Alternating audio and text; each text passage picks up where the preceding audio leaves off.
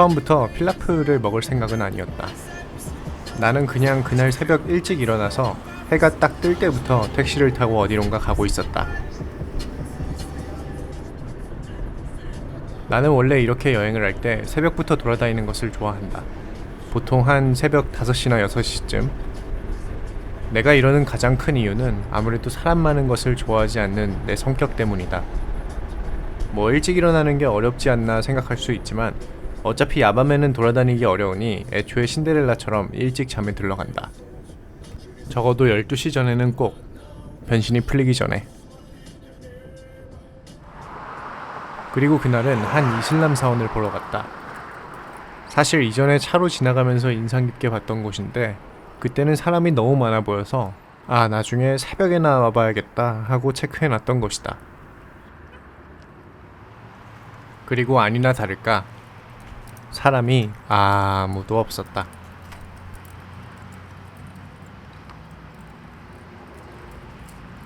이럴 때에는 정말이지 오로지 나 혼자만 있다는 그 단순한 이유 하나 때문에 괜히 싱글싱글거리게 된다. 그런데 사실 내가 이런 얘기를 하는 걸 우리 엄마는 그렇게 좋아하지 않는다. 아이고, 젊은 사람이 벌써 그렇게 사람 없는 걸 좋아하면 어떡해? 하는 반응이시랄까? 하지만 어쩌나. 나도 가끔 사람들과 어울리고 싶을 때가 있긴 하지만 특히나 관광지에서만큼은 그 공간을 온전히 혼자 누리고 싶을 때가 많다. 어쩐지 사람이 많아지면 많아질수록 그 감동을 피자 조각 내듯이 잘라서 나눠 갖는 기분이다. 하여간 사람들이 오기 전에 안에도 들어가 보기로 했다. 이 이슬람 사원의 이름은 마이너 모스크. 아직 생긴 지가 10년밖에 안 된 나만큼 어린 애기 사원이다. 확실히 지어진 지 얼마 안 된 현대식 사원이라 그런가? 윤기도 번쩍번쩍 나는 것 같고 어쩐지 풋풋해 보이기까지 한다.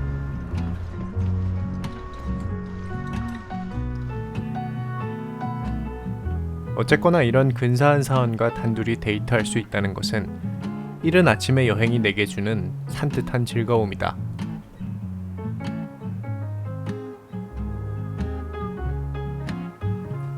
이러니 내가 새벽에 나오는 것을 좋아하지 않을 수 있나? 고요하면 고요할수록 메아리 긴 감동이 울려 퍼진다. 그리고 그 감동이 맴돌고 맴돌아 무척이나 밀도 높은 시간이 내게 선물처럼 다가온다.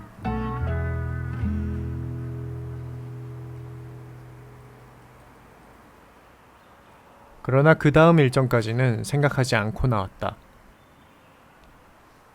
어차피 계획이 계획대로 되는 일도 별로 없거니와 귀찮기도 하고. 그래서 평소에도 늘 자연스럽게 마음 닿는 대로 움직이는 편이다. 그리고 필라프를 먹은 그날은 사원에서 나오면서 하나의 거대한 타워를 보았다. 언젠가 중국 상하이에서 본 듯한 동방타워와 비슷하게 생겼다. 그래서 그냥 그 타워를 이정표 삼아 걷기로 했다. 저기까지 걸어가려면 얼마나 걸릴까? 가면은 또 올라갈 수나 있을까? 머릿속에 여러 물음들이 떠오르긴 했지만 대답은 그저 걷는 것으로 대신하기로 했다. 배낭도 무거운데 생각까지 하면 피곤하다. 꼭 머릿속에 떠오르는 물음이라 해서 전부 대답을 찾으며 살아갈 필요는 없는 것 같다.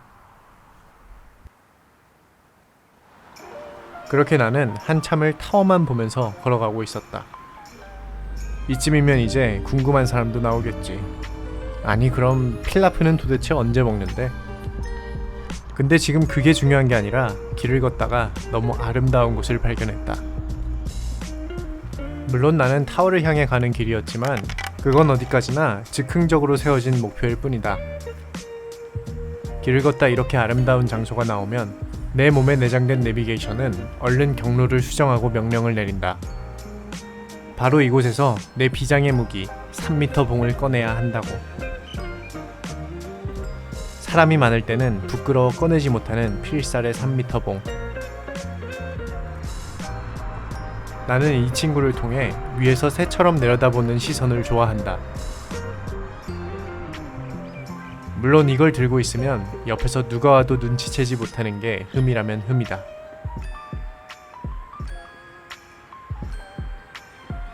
혹시라도 눈이 마주치면 그냥 머쓱하게 웃으며 인사를 건넨다.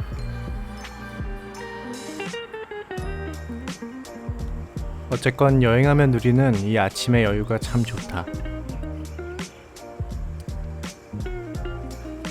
새롭게 태어난 아침의 푸릇함을 나 홀로 포식하는 기분이랄까?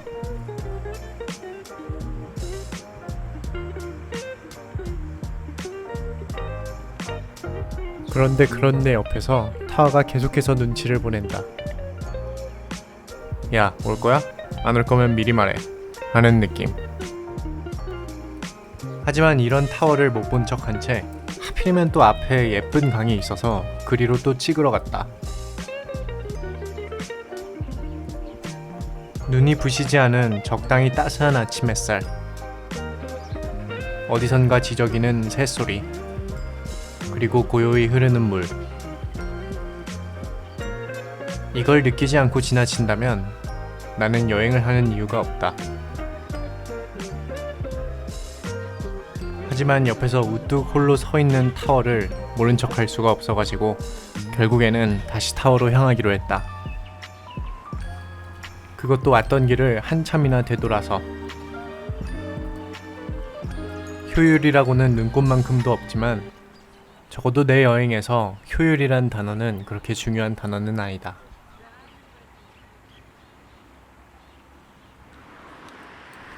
그리고 마침내 이제 도로 하나만 건너면 타워로 갈 수 있는 상황.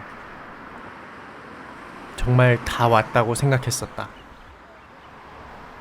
하지만 이럴 때 꼭 또 한 번 지나칠 수 없는 게 눈에 들어온다. 라섹을 해서 시력이 좋은 나는 이 글씨가 보였다. Central Asian Pilaf Center. 중앙아시아의 필라프 센터라니. 이 글씨를 보고 어떻게 지나갈 수 있을까?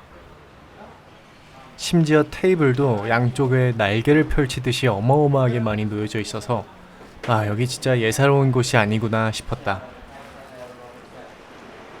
그리고 특히나 여기 이 안내문. 흡연 금지, 음주 금지, 반려견 금지, 근데 카메라는 허용. 나는 정말 뭔가에 홀리듯이 이 안으로 스르륵 미끄러져 들어갔다. 이곳의 이국적인 향이며 일사불란한 움직임, 요란 뻑적지근한 소리까지 내 온몸의 세포는 이미 이곳에 매료되어 있었다. 그래서 머릿속에서 욕심이 스멀스멀 기어 올라왔다. 찍을 거야, 이곳을 완벽하게. 시작은 입구에 자리 잡은 화덕 가마로 하자. 여기서는 우즈벡의 주식이라고 할 수 있는 난을 굽고 있었다. 가운데가 움폭 들어가서 도넛처럼 생긴 게 이곳 타슈켄트 난의 특징이다. 굽는 방법은 아주 단순하다. 직접 사람이 들어가서 벽에다가 붙이고 나온다. 사실 이런 풍경은 우즈베키스탄에서 아주 흔한 풍경이기도 하다. 흥미롭게도 우즈베키스탄에선 웬만한 마트만 가도 다 이런 화덕에다가 빵을 굽고 있다. 우리도 흰쌀밥 맛에 진심이듯이 세상에 빵을 주식으로 하는 나라 중에는 이렇게 화덕에 진심인 나라가 많다. 혹여나 빵이 타지 않도록 물을 뿌려주기도 하는데 으아, 더 이상은 못 버텨 하고 탈출하는 녀석도 있다. 그리고 드디어 완성된 빵이 나오기 시작한다. 잘 구워진 곡물만큼 기분 좋은 향을 내는 게 없다.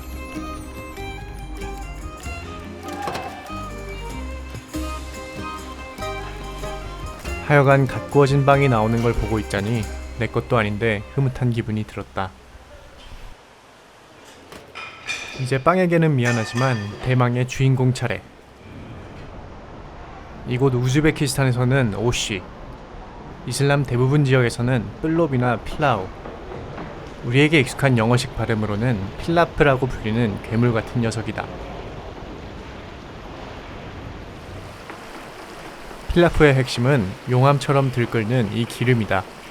이곳에 병아리콩을 비롯한 야채와 향신료를 잔뜩 넣고 자글자글 한참을 끓인다. 그리고 태생이 잔칫집 요리답게 고기도 빠질 수 없다. 장시간 뭉근히 볶아 평화로웠던 양파 나라에 고기들이 폭주하는 불도저처럼 진격한다.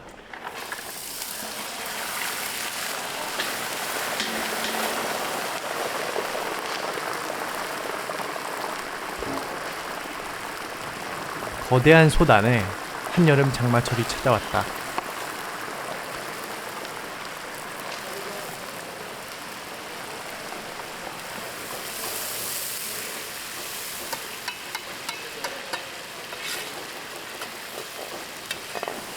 야채와 볶아져 점점 황금빛을 내는 게 찬란하다.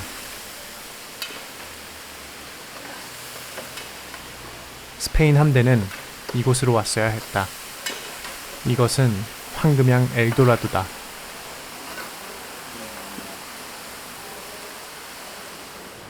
드디어 밥과 첫인사 자리를 가질 차례. 이 쌀은 찰기는 없지만 고슬고슬해서 상당히 깔끔한 성격이다.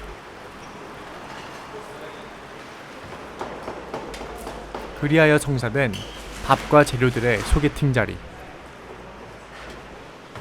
완벽하게 하나가 됐다. 참고로 필라프는 볶음밥과는 전혀 다른 음식이다.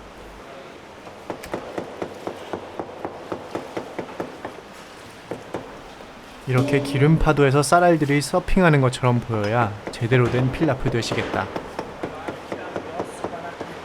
그래서 이곳에 있는 한국 교민들은 필라프를 기름밥이라고도 한다. 이제 시간은 어느덧 오전 9시, 배식이 시작될 시간이다. 2023년 7월 9일, 대망의 첫 필라프. 밥을 푼다기보다는 쓸어 담는 느낌이다. 고기가 적어 보인다고? 밥 위에 얹을 고기는 이렇게 따로 또 준비되어 있다. 플러스 10점. 여기서 또 마음에 드는 점은 퍽퍽하지 않은 식감을 위해 살코기와 비계의 비율을 완벽하게 맞춘다는 것이다. 또 한 번 플러스 10점.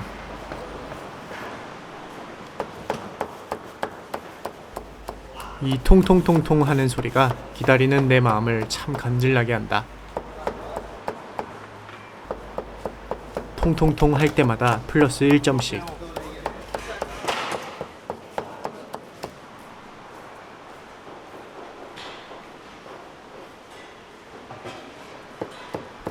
도합 179점의 필라프가 완성됐다.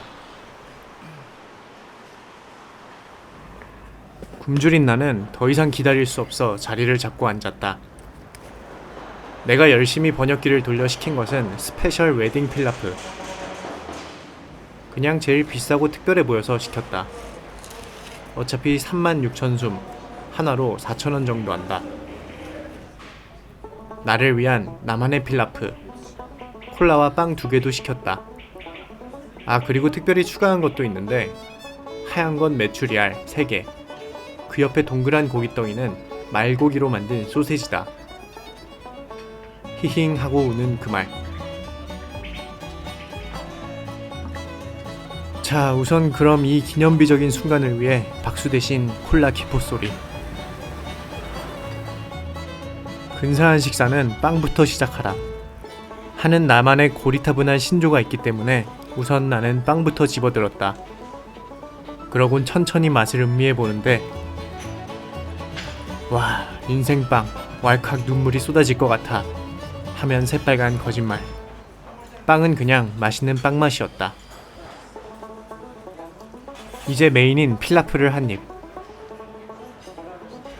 와, 인생 필라프, 혀 위에서 아라비안 댄서가 춤을 추는 것 같아 하면 이번에는 진심이다. 한때 중동과 아프리카를 여행하면서 나름 한국인치고 필라프에는 일가견이 있다고 생각했지만 역시 사람은 겸손해야 한다. 지금껏 내가 먹은 필라프는 단순히 기름에 절여진 밥이었구나 하는 생각이 드는 맛이었다. 그야말로 축제의 현장이었다. 5만 가지 향신료가 불꽃놀이 폭죽처럼 팡팡 터지는 그런 축제. 하지만 나는 대식가는 아닌지라 아쉽게도 다 먹지는 못하고 조금 남겼다. 한 요만큼? 괜한 짓인 것 같아서 그냥 다 먹었다. 깔끔. 심지어 조금 아쉬워서 포장까지 주문했다. 그렇게 너무나도 만족스러운 식사를 마치고 포장을 기다리는데 뭔가 허전한 기분이 들었다. 뭐였더라? 분명 뭔가 중요한 일이 있었는데. 그리고 그제서야 기억이 났다. 아, 맞다. 타워. 정말 까마득히 잊고 있었다. 또다시 타워로 향할 준비를 한다. 하지만 이번에는 마실 것과 먹을 것을 단디 챙겨서.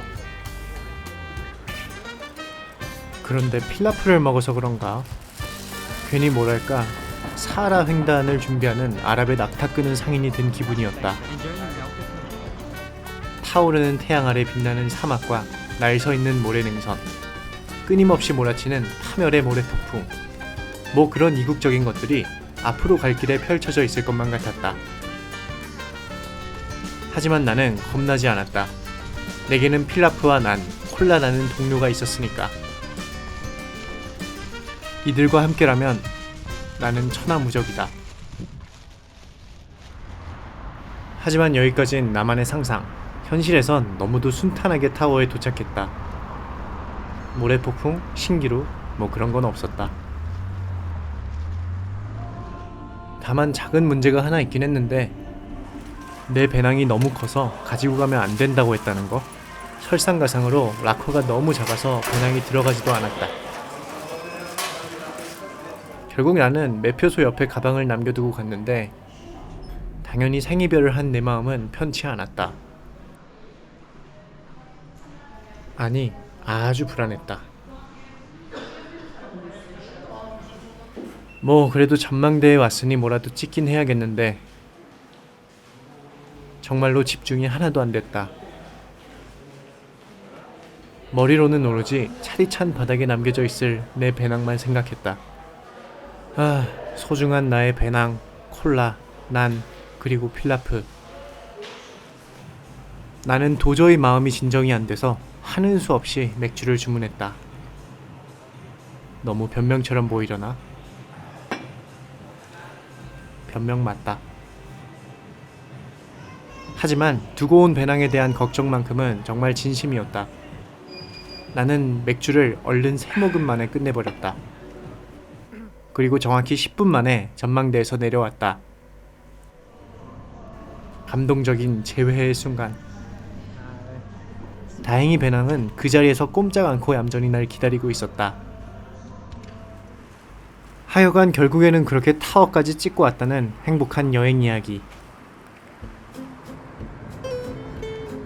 숙소로 가는 차에서는 이런 생각을 했다. 야, 오늘 이거 운이 진짜 좋았네. 정작 타워는 아무것도 기억나지 않지만 그 타워를 보러 가는 길에 이런저런 우연들이 많았다. 참 즐거운 인생이다. 생각해보면 인생에서 이 우연이라는 말로 시작된 영화 같은 순간들이 얼마나 많았는지. 그리고 사실 영화보다 현실이 더 우연이 많다. 삶에서 일어나는 대부분 일에는 전조가 없다. 복선 없는 반전이 가득하다. 영화에선 이래도 되나 싶은 우연이 현실에선 드라마틱하게 펼쳐진다. 그래서 나는 우연을 즐기며 살고 싶다. 때때로 우연한 것은 지나치게 아름답다.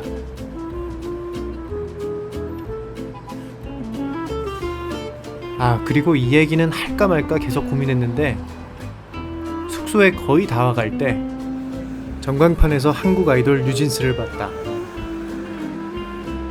와, 이 이거 타워 보러 갔다가 인생 필라프도 먹고 뉴진스도 보고. 나는 숙소에 들어서면서 다시 한번 되새겼다. 오늘 완전 럭키.